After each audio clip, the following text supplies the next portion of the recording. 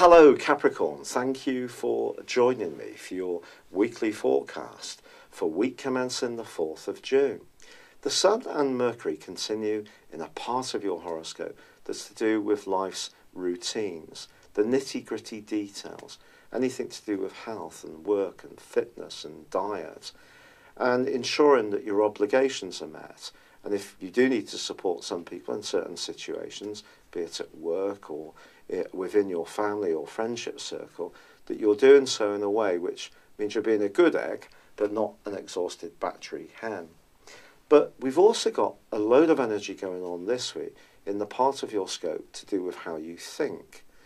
Now, this area has been an area of real expansion for you since 2012, since Neptune pitched up here.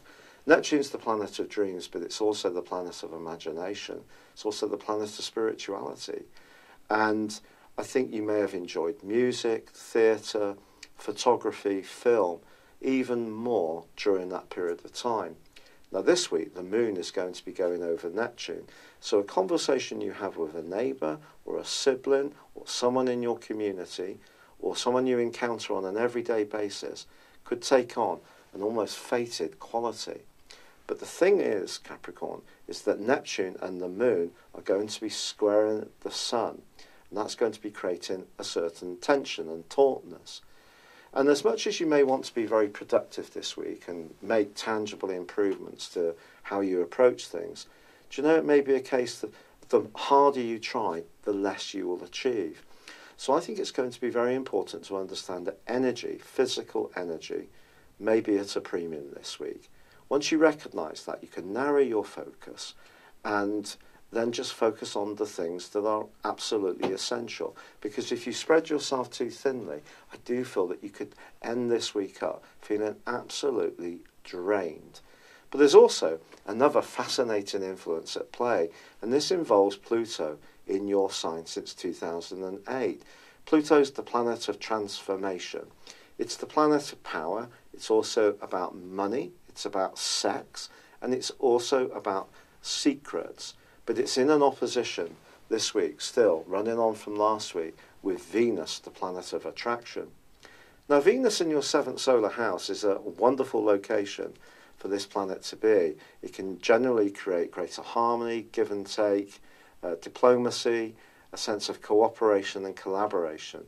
But once we bring Pluto into the mix, we start to see a lot more leverage on those things. So people can say things that appear to be utterly charming, and in fact, they could be enormously flattering if it means that they in some way benefit from whatever is decided.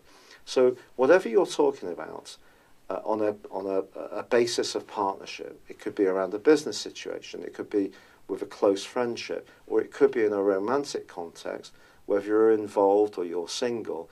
Whatever is discussed, make sure that you're aware of your values and your motives, and also you're conscious of what the other person's thinking as well. If you do this, it will help you to negotiate what can be a pretty tricky aspect. It can be an exciting one because it ramps up the intensity in such a way that could be quite exciting. So if you're in an ongoing relationship, there could be much more intimacy between you. But it's just where politics is linked to charm. If you bear that in mind, it will help you to negotiate this week, along with looking after your energy.